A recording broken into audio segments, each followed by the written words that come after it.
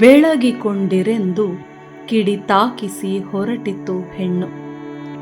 ಚಿತ್ತು ತೆಗೆದು ಬತ್ತಿಯ ನೆತ್ತಿ ಚೆನ್ನಾಗಿಸಿ ತಿರುಪಿ ತಿದ್ದಿ.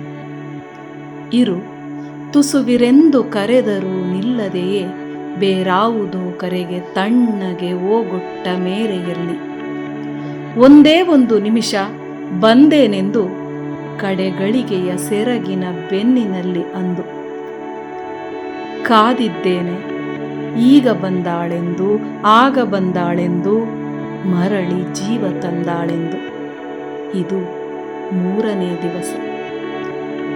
ಇಷ್ಟಾಗಿ ಬೆಳಗಲಿಟ್ಟ ಕಿರಿಸೊಡರ ಬೆಳಕು ನಾನು. ಉರಿಯುವುದಷ್ಟೇ ಕೆಲಸ ಇರುವ ತನಕ.